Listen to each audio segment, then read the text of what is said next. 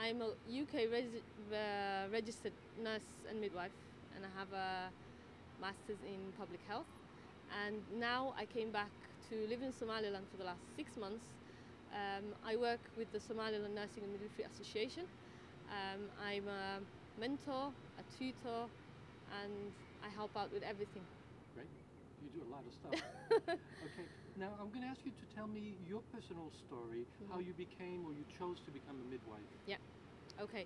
I said I'm from the UK, but before that I came from Holland. I'm an international person, you could say. I grew up in Holland, and that's where I had my first child. My first child was born, and then I found out that baby was going to die, and it has shortage of oxygen during labor, blah blah blah.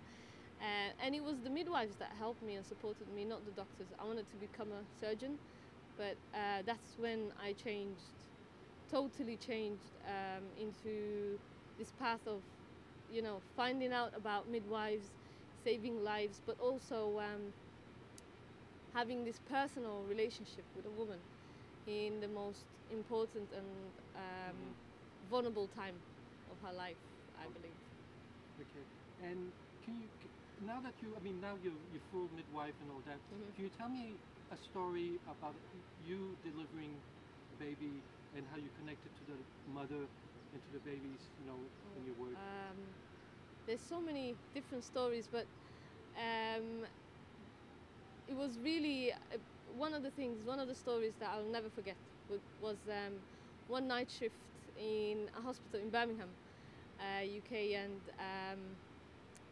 I've seen the mother before. I was working on the labour ward assessment unit, and so this woman came in early labour, so I sent her to the ward, and around 4 in the morning I came to one of the rooms where they had complications to help, just to respond to an emergency buzzer.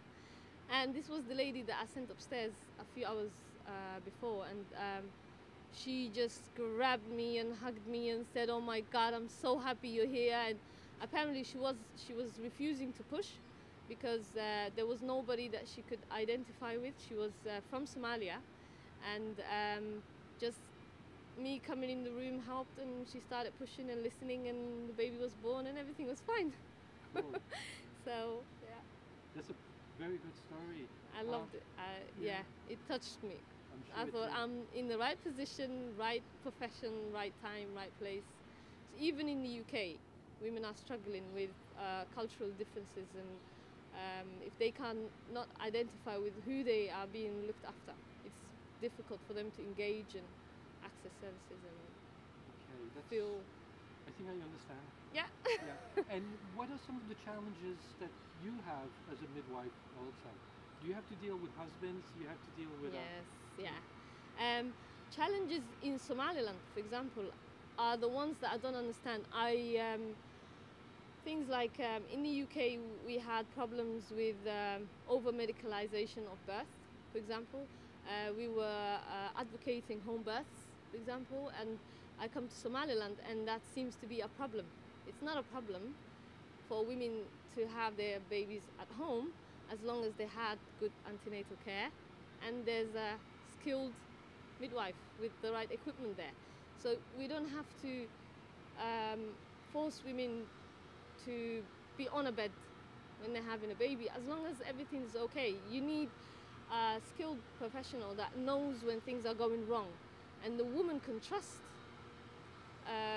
Trust is both sides. So if she can trust in you making the right decision, then she can trust in you saying things are going wrong, let's get you to hospital, and then find the right. So for me in Somaliland, one of the biggest issues are the way women think. Even if the service is available, they don't want it.